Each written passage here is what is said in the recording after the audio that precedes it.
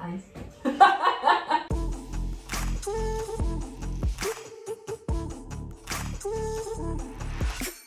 Okay, Andy, welcome to the podcast. Thank you very much. It's great to have you with excitement. us. I know, for once it's not me and Jeff rabbiting on as we normally do. It's me and you rabbiting on. Which we usually do as well, to be fair. Honestly, guys, just gonna give you guys a warning. When me and Andy are in the office together on a Tuesday, we are productive, but we always end up talking about something absolutely crazy. It's true. Illness, death, gender identity, crazy. It's always something, isn't it? So this podcast might get a bit groovy. Yeah, it's good to have you here, Andy. Introduce yourself, because I'm sure for many people listening to this, they're like, Andy, rings a bell. I know he's important. He occasionally emails me and messages me. Who are you? All right, so yeah, I'm one of the three directors, myself, Lou and Gareth. I've been training with BURNIT for about 5 years. After a couple of years, I was very kindly invited to come on board as a director, which was a great honour. And Nice. no sooner did I come on board as a director, I got shoveled into the back room and left to do IT support and VAT returns. All the important things. And all the background stuff. So I don't do as much training as I used to, which is a bit of a shame because I enjoy it, but I quite love a bit of spreadsheet work as well, so it's quite cool. Love it. Love it. Andy's spreadsheets are awesome. They're so organised, so organised. So, you work for BURNIT, you're a director at BURNIT. Obviously, BURNIT is a fitness company. Tell me about your fitness journey. Have you always been as fit as you currently are? Yeah, talk to us. Yeah, Fitness. my fitness journey is, well, it's a long one. So, I'm 62. Will be this week. This is the part where we're supposed to say, no, you're not 62. Oh, no, you're genuinely. not. Oh, It's yes, unbelievable. All right, so I'm 62. So I guess I started off at school doing team sports, the usual kind of thing. Not really that good at anything, but had a lot of fun doing it. Went to uni, hung around, rode motorbikes, drank a lot of beer, didn't do anything very much. And then I don't know, I think it was after I finished uni, it was just the start of the whole kind of running thing, you know, Jim Fix. The London Marathon started in 1981, something like that. So marathon running just became a bit of a thing. So I sort of started running, and I did that for a few years, not very seriously. Every now and then I just go and poodle around the park. Then I started messing about a little bit in the gym with a few weights. No idea what I was doing. Literally no idea what I was doing. Nobody knew. Back in the day, gyms were like bodybuilders gyms. Yeah. There was a little kind of council gym that nobody ever used, and that was it. So I did that for a bit. Then I started getting into boot camps, partly for my own sanity. Interesting. Stressful job, I just need to get outdoors, meet some new people, met some wonderful people. I did a lot of boot camps, really enjoyed getting dirty and muddy and horrible, and did that. And then I kind of switched to CrossFit, which is what I do currently, which is my greatest thing. So, yeah, I would say I was averagely fit for probably most of my life, but I would say probably the last 10 years I've been as fit as I have been previously, to be honest. Yeah, that's amazing. So I think for me, like, I felt like I started my fitness journey late because I wasn't doing anything at school. I was like the kid that hated sports, always was sick in a PE lesson, all the rest of it. But you're saying, like, officially your proper fitness journey started at 50 plus, are we saying? Yeah. Roughly? I would say. Yeah. Now, most people who I speak to, particularly who are at that age or older, they think, well, if I wasn't fit previously, isn't it a bit too late now? Not saying you're old or anything. But like 50, like that's, to make that sort of level of commitment of what you're doing now, like that's quite late in life to do that. You don't have to keep going on about late. No, it's literally never too late. You know, for a number of things. You know, being fit is functionally just a great place to be. Yeah. You know, life is a lot easier as you get older. You know, it's a lot easier that way, and also just for your internal health and metabolic health and all that kind of stuff, which I listen to a lot of boring podcasts as my daughter will tell me about. It's just so important. It's never too late. Never too late. Yeah. Have you? So, what are the very real things that you've seen since you started, you know, properly, like really taking fitness seriously, let's say 10 years ago? Have you really sensed any like tangible changes in your life because of it? Day to day, obviously things are a lot better. Like we live on a hill, I walk up the hill every day. Yeah. I'm not out of breath when I get to the top of the hill, which is great. I got there with my wife and she's like, every time, yeah. she'll probably watch this. But yeah, I do get, and that gives me a kind of sense of achievement, if nothing else. But I think, you know, the thing that I've really enjoyed over the last kind of 10, probably 15 years maybe, is being able to do challenges and doing different things that I would never have the opportunity to do if I wasn't in that kind of position. And so that's just opened up a whole new world for me to do different things, meet different people. What kind of things? Well, obviously, rite of passage, ran the London Marathon. Did you? Yeah, did that in 99. That's amazing. I was 7. Yeah, well, yeah, okay. I was 7. I have this conversation with Gareth all the time, and I mention stuff, and he's kind of looking at I was 5 then. So I've done the marathon. Amazing. I had no idea you did that. I've done the National Three Peaks. Okay, what's that? It's basically climb Ben Nevis, Snowdon, and Penny Fan. Wow. Penny Fan. Yeah. No idea. Yeah, all within 24 hours, basically. Wow. No, not Penny Fan at all, is it? It's Scarfell Pike is the third one. Yeah. So you basically have to do it in 24 hours. So you kind of basically climb one, come down, get in the van drive, climb one, come down, get in the van drive, climb one, come down. That sounds so intense. It's pretty hard graft, but it's a lot of fun. So I've done that. What else have I done? Climbed Kilimanjaro. Really? Yeah. I've done the Adventure Race in Ireland, which is probably the most fun thing I've ever done. Okay. So that was like a cross-country run.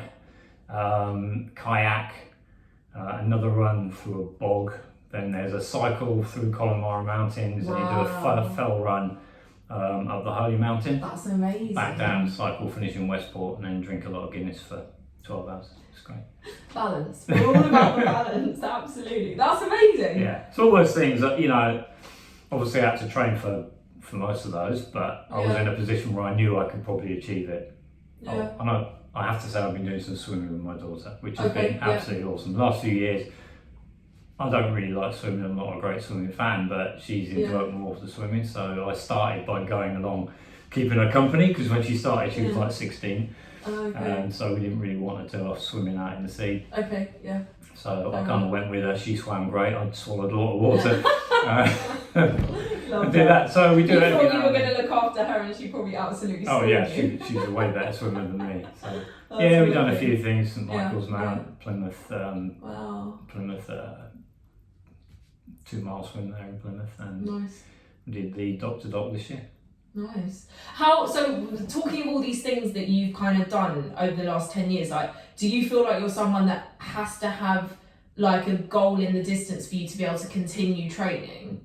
Like, is that kind of, you know, I've got the marathon in XYZ, or I've got this 2 mile swim in 6 months time, or whatever that is. How important is that for you to keep going on a day-to-day basis? It's nice, but I wouldn't say it's super essential. Okay. To be honest, I've got into that kind of routine that I enjoy the training and the routine and the journey more than I enjoy the kind of events type thing. Yeah. But it's nice to have an event. Every now and then it's kind of a little bit hard to kind of just keep in the routine. Yeah. It's nice to have a challenge that you know you're training for. Like I'm training for High Rocks now in November, so I know that I've got like a month or so to get myself together, so that gives me an incentive. Yeah. You know, I'd still train, but I probably wouldn't do it with the same kind of focus and intensity as I do knowing that I've got an event coming up.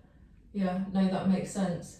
What's been the most challenging thing over the last 10 years? Like, has there been anything where something's kind of stopped you from training, or nearly stopped you from training? Probably in my previous job, which was pretty stressful. I had a pretty stressful job. A lot of people know that I was a VP of Professional Services and Support, working for an IT company.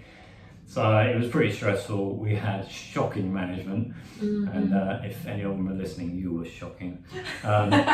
So yeah, you were bad. I hope you're better now. And you know, I was under a lot of stress. We were working long hours.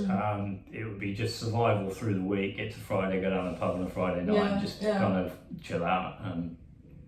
So that was quite stressful. That I will find that I used to train in the evenings at that time, and I'd get caught up in the office and there'd be meetings come up and things like this, and I couldn't get training. And then even if I could, it'd be really fine. I'd cycle back from work to get training, and that was quite tough balancing around that. But in the end, I found a kind of way to do it. I basically used to book meetings in my diary, sort of late afternoon, so nobody could book a meeting, and then that gave me a good reason to come. I could nip off early. Yeah, so, that's a good idea. I think as you're talking there, like it reminds me, because often I feel like, because I work in a gym, I work in this gym and I work in another gym, my workplace is the gym. So I feel like for someone like myself, there is no excuse not to train. It's, as long as I can muster up the energy, it's relatively easy just to be like, I've got a free half an hour, or let's bang out a 20-30 minute workout before going home. But I think what you're saying from that is, I can identify, I guess, what I've heard a lot of clients struggle with over the years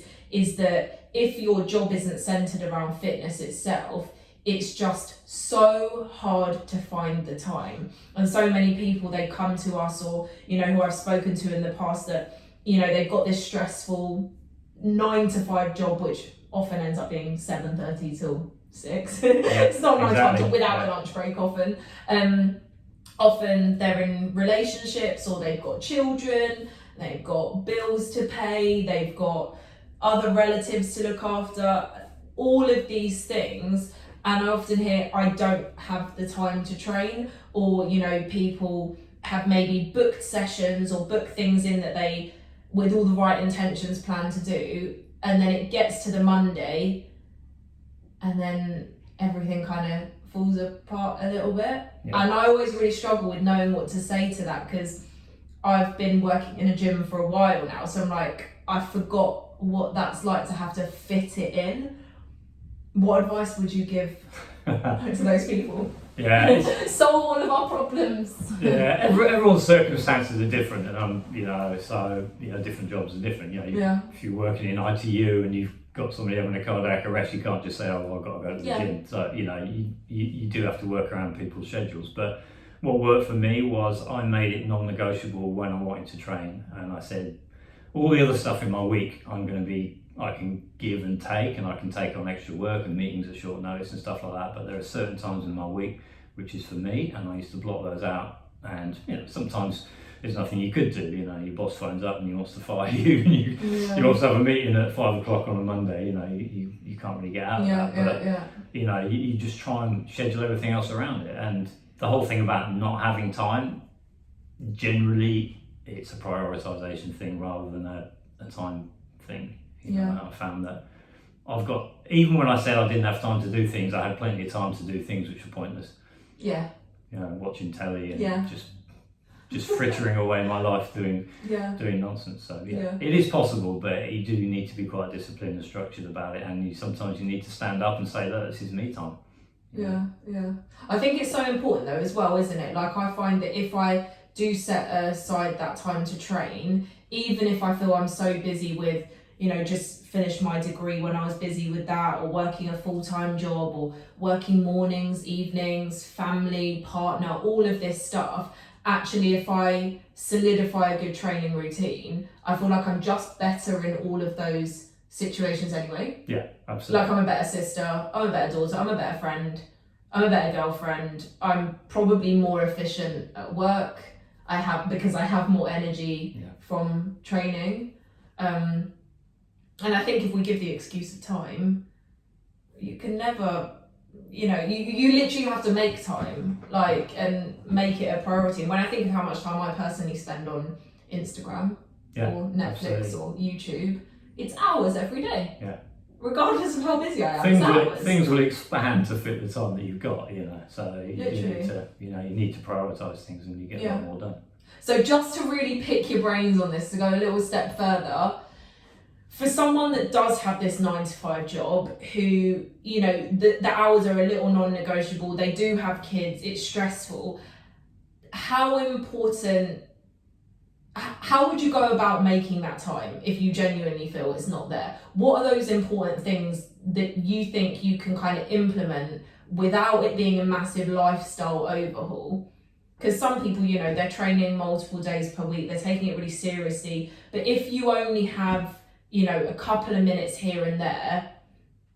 What do you advise people to stay on top of their, not even goals, but their health and well-being amidst their busy lifestyles? Yeah, so, you know, there'll be times when you can't do your regular kind of routine and you're completely kind of crushed. You know, I used to travel on and off for work and stuff like that, and you go somewhere like, you used to go to Tokyo for like 3 days. There's no way you can really get out because you're at work. Clients are taking you out for dinner, all that kind of nonsense. Yeah. But you can always get up for half an hour earlier in the morning and just do something, you know, just do a little workout, you know, I don't know, 50 press-ups, 50 squats, a few burpees, of course, got to do a few burpees, you know. Absolutely kill you in the space of 2 minutes. Yeah, exactly. You can always squeeze something in, and I think that's really important because it keeps the routine. Even if you can't do your regular routine, you can do something else, set yourself little challenges. So at times when I've been like really kind of time crunched, I've said, okay, next month I'm going to work on press-ups. Yeah. Just do that every day. Yeah. You know, add a few more of those on, it's pretty good. Yeah, 100%. And I think even when I had the goal of being able to do full press-ups, and a lot of people have that sort of goal, I want to be able to do press-ups, and just practice then. Yeah. It's literally as simple as, like, for me, it was getting up, and the very first thing I did every morning for about 6 weeks was to just try and do some press-ups. A mixture of kneeling, full press-ups, bit of plank stuff, a bit of shoulder mobility, and within 6 weeks I could do 10 full press-ups. But I had to practice every day, and it wasn't a huge thing. And that's what I say to people, like, sometimes to achieve your goals, it doesn't mean you have to do a 10k run every day or, you know, crazy diets and this sort of thing. It literally can take 2 or 3 minutes out of your day to kind of hit certain things. There's no downside in doing something rather than nothing. Yeah. Even if it's something really small. You never feel worse, do you? No. It's like the thought of doing it is dreadful. Like sometimes she won't mind me saying this, I'm not going to say her name, but we had a client recently and I was laughing with her about it. It was a 7 a.m. session she was coming to, and just before the session started, I was just checking my phone to see if we had any cancellations or whatever. And I saw that she cancelled last minute, and I was like, oh God, I'd already got all of her equipment out, ready to go. And I was like, oh, for goodness sake, like, she probably slept in, whatever, okay, fine. And then literally like 2 minutes into the start of the session, she came running up the street and she was like, no, take back the late cancellation, I'm here. Cancel. It was literally so good, because what happened, I think she just woke up a little later than she planned. Knew she was going to be 3 or 4 minutes late for the session, and then something in her brain, I think, just went, okay, you've missed 3, don't, just get there and do it. And she showed up and she had a great session, and I was laughing with her about it the other day. I'm just like, that was one of the greatest moments, because it's so easy to cancel something when you're lying in your bed. Oh, I got this thing booked, so I'm just going to cancel it. And the hardest thing is getting here, whether it's at Burn It, whether it's elsewhere, whether it's going out for a run. But I don't know how you feel. I've never regretted a training session. No, never. Whether it's been 15-minute walk around the local park, whether it's been a little bit of 3 or 4 minutes stretching at home, or whether it's been a really intense, amazing session, I have never, ever regretted a session. No. And for me, I really suffer sometimes with mental health and depression and all that kind of thing. I'm not saying exercise is the only thing that can help that, but like without a doubt it does. Yeah.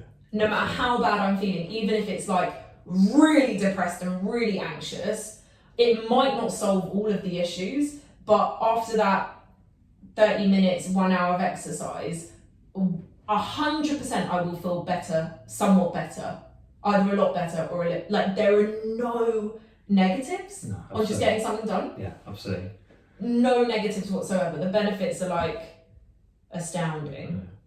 Another thing which was a game changer for me was that I realised that my day would get more chaotic as it went on.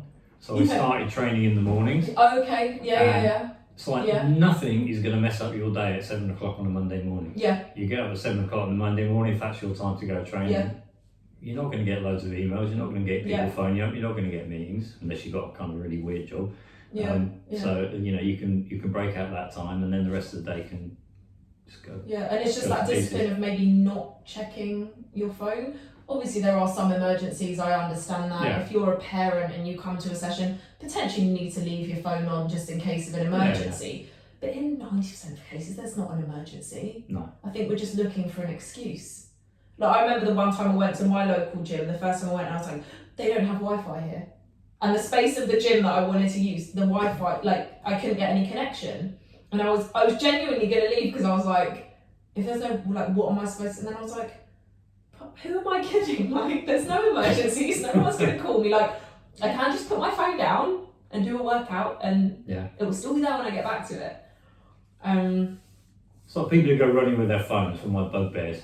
Okay. But I understand it if they're playing music on it and Yeah. you know, if they've got young kids, you know, they're kind of left at home or whatever, that's fair enough. But who needs to take their phone and answer it? You get people running down the street having conversation. What? Just put your phone behind. Oh, That's 20 minutes. I cannot believe that is 20 minutes. We put the timer on as, you know, tradition of this podcast. We'll rumble on for a bit longer. We haven't even got going yet. Time of day, you said morning. That works best for you? It works best for me, yeah. I think, mornings, yeah. It's Sets you up for the day, don't it? Yeah, absolutely, yeah. I do encourage, I think it's really hard, particularly if you're someone that finds it difficult to get up in the mornings. But I know for me, again, talking about the mental health side of stuff, for a lot of people, the mornings can sometimes be the worst if you suffer with anxiety or depression because you've got this whole day ahead of you, particularly related to anxiety when you're thinking, oh, but I've got this thing and you can start working yourself up about what you've got during the day. But sometimes just that, even if it's just a quick walk around the park or a little bit of exercise in your bedroom, whatever it is, that can really kind of calm you down and get you going for the day as well. So I think in the mornings thing, it kind of takes the motivation thing out of the equation a little bit. Mm-hmm. So one of my favourite quotes is Jocko Willink, who says, discipline eats motivation for breakfast. Yes. Right, so basically if you've got a routine, you stick to that routine and you don't even think about whether you feel like doing something. Like, I know when I go to the gym, I train at 7. Yeah. So, I set my alarm for 5:45. The alarm goes off, I get out of bed, I get changed, I walk. Before I even know what I feel like, I'm halfway there. Yeah. Have you always been a morning person though? No, not really. I've become more of a morning person the last few years. Because definitely. You're just doing it now though. Yeah, I think it's because it's a routine. Yeah. I find I'm much more productive in the morning than the evening. Yeah, same.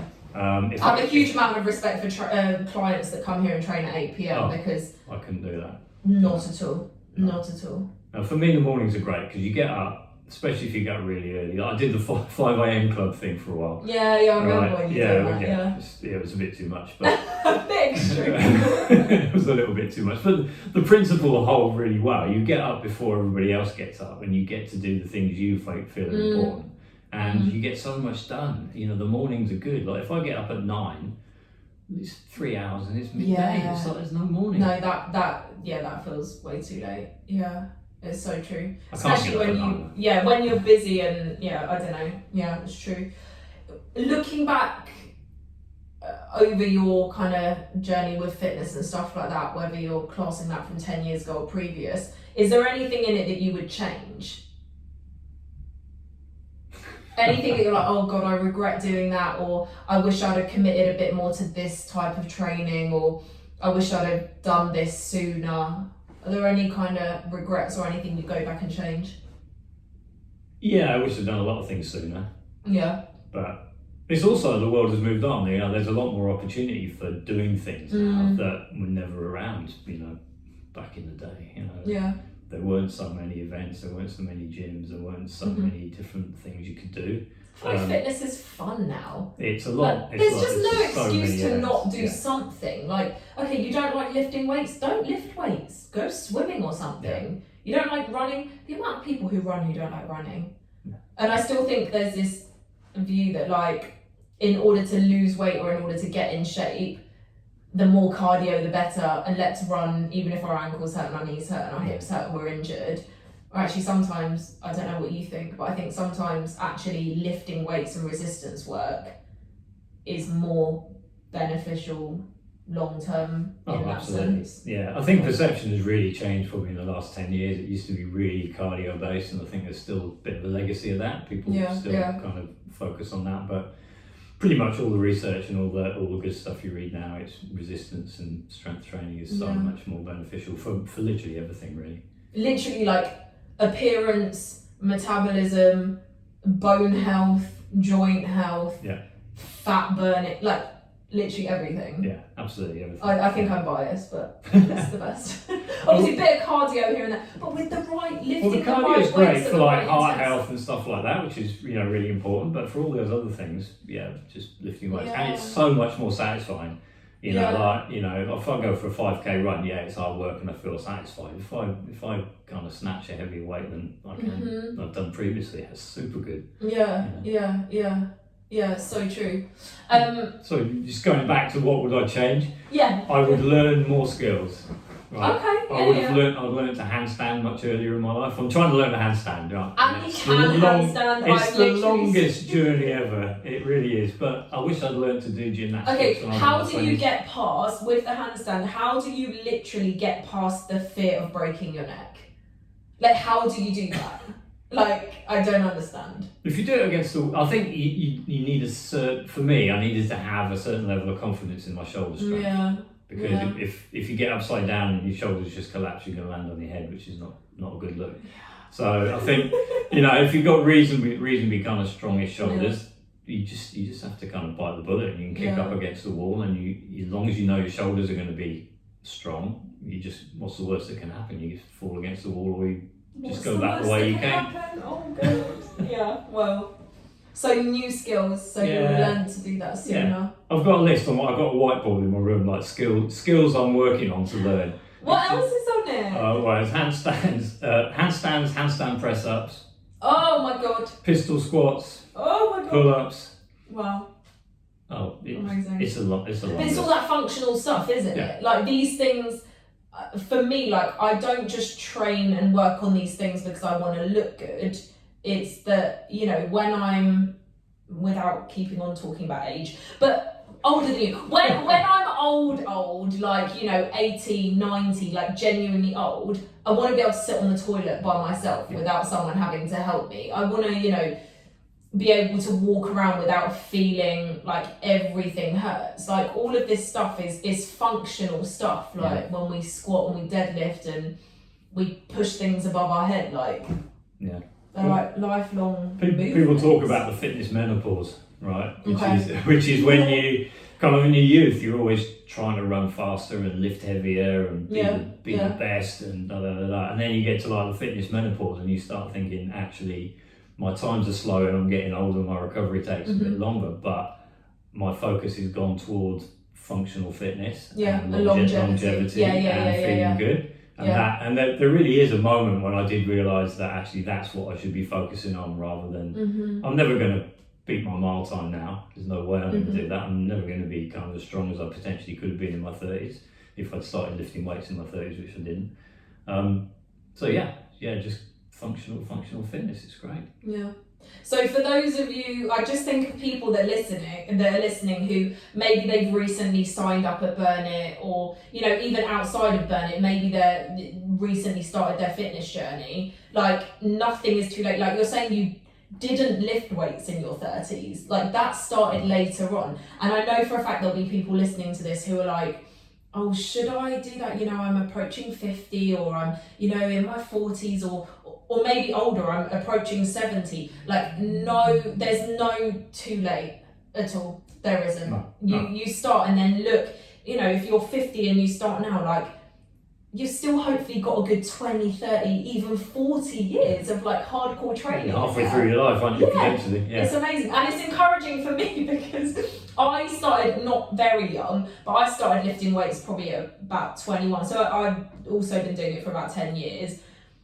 And sometimes I'm like, I recently turned 30 and I'm like, oh God, I'm so old. But I'm just like, no, like, if you have these kind of good habits in your life, and nutrition as well, which is one thing I personally need to work on, then you can have a really fulfilling, healthy life. And as you get older, it's not a thing on like getting less able, it's adding more skills. And I would say always be inquisitive about learning new skills. What I really love about nowadays, there's a lot of downsides of social media and all the other things which are pretty well publicised, but access to some phenomenal resources and podcasts and so much information which comes straight from people that you don't have to wait for somebody to do research in university and publish a whole load of papers and then it gets into the newspapers 10 years later. It's now stuff is really quick. People are doing things immediately, and you can learn so much on there.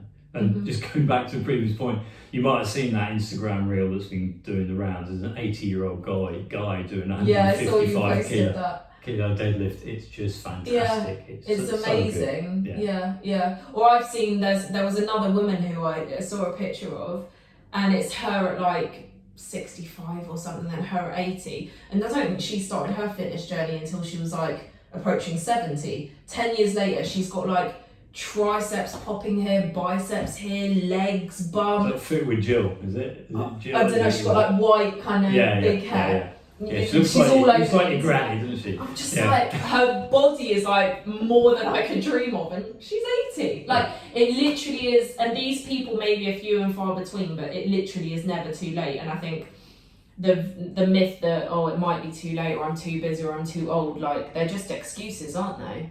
They are, and I think, as you get older, it does get harder. It's harder to maintain muscle. Yeah. But that's the reason why you should do it. Literally, I look at my mum, and she's 88. She's in great health, but she's wasting away. And it's only going in one direction. If you can kind of work on that and build that strength, keep practicing skills, kind of balance and things like that. Making sure you can get up off the floor if you fall over. So important, isn't it? I always say that we won't touch on this too much because I'm not really knowledgeable about it, and you probably aren't either as a man. But menopause.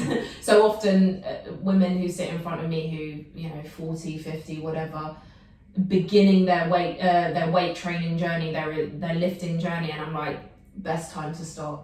If you haven't already, like, as you approach the menopause again, best time to start. Like, it's never too late.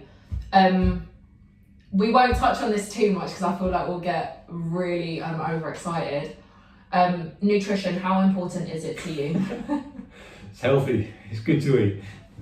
This could be a whole other podcast. And he's like the healthy eater, and I think I've had a takeaway every night for the last 4 nights, which I don't usually do. I'm going through a lot at the moment, and I'm eating my feelings, just being honest.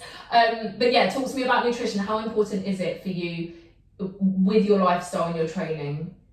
Obviously it's kind of really important. And I think, there's a lot of problems in the world today, and a lot of it is caused by bad nutrition. And it's not necessarily because people are deliberately doing the wrong thing. It's just the options people have, the easy options people have are actually not particularly good. So, I do try and eat as well as I can. I do a lot of research.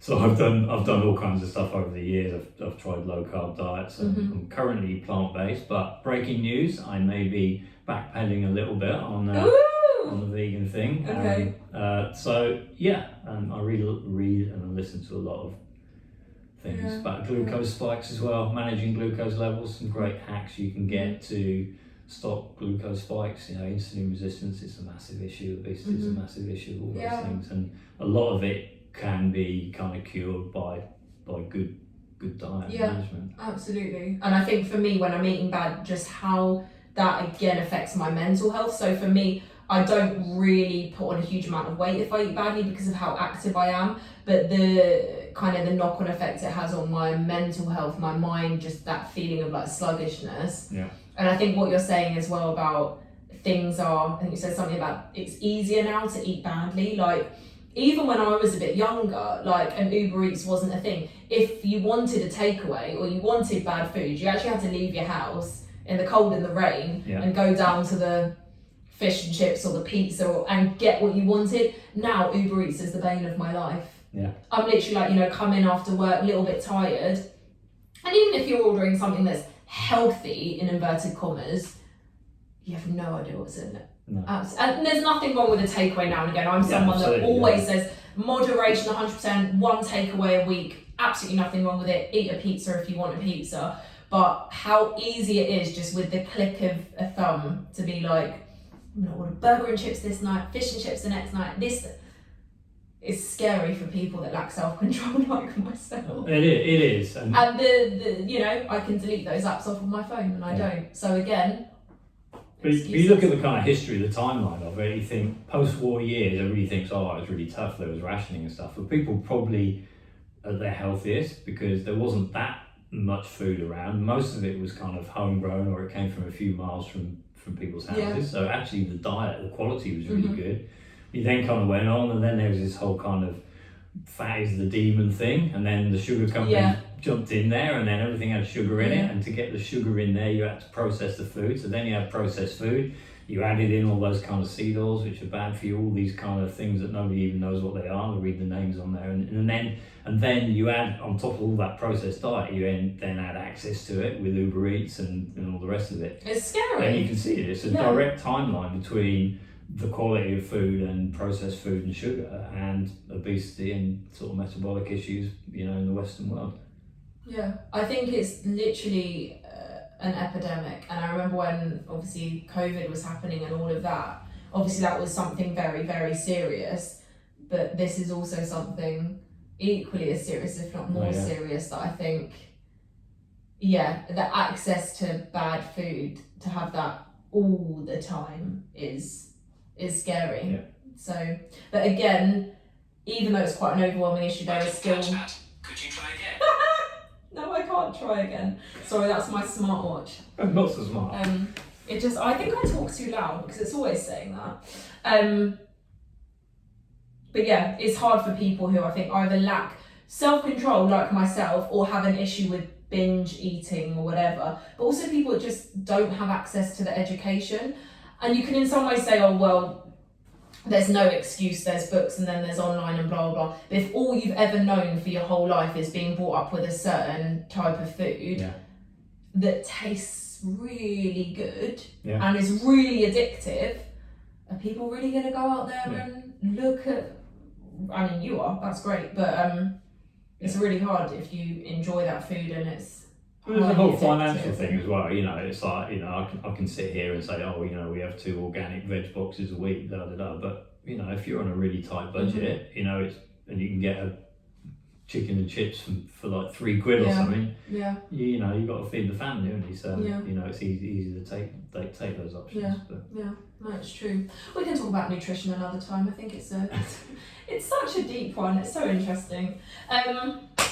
My final question: if you could go back to your younger self, your 20-year-old self, what would you say to them about fitness and lifestyle? So if you could go back 40 years, what would be the one piece of advice you could give? Or if you were looking at one of your kids at the ages they are, what would be your advice? Oh, many bits of advice. Give it to us all. All of it. My overwhelming bit of advice is to be inquisitive and keep learning. I think because, always be a student. Yeah, because it's, you know, the more you learn about everything, the more you can make changes and improve things, and the rest of it. And that's, you know, it doesn't just apply to fitness. That's fitness, nutrition, sleep. It's another big topic we haven't talked about. You know, massive thing. Yeah. You know, so just be really inquisitive and take risks. You know, and my other bit of advice is, do not get stressed about jobs, because jobs are not important really in the big scheme of things. Everybody gets overwhelmed with work, and you know, I've been there, had really stressful times. I don't know how many school parents' evenings we went to, and I was on the mobile phone outside talking to somebody on a work call, missed all those events. It's just not worth it. It's really not worth it. That's deep. Yeah. Oh, a bit of parenting advice in there. Parenting advice as well, yeah. Cool. Thanks so much. That's all right. It's been. There's so much that I know we didn't cover. Literally haven't scraped the surface, haven't we? Really? Yeah, I know. Have to do a follow-up. That was that was very insightful for me, and I hope people listening enjoyed that. And we went way over 20 minutes. Yeah. I knew we would. Probably about 40 minutes by now.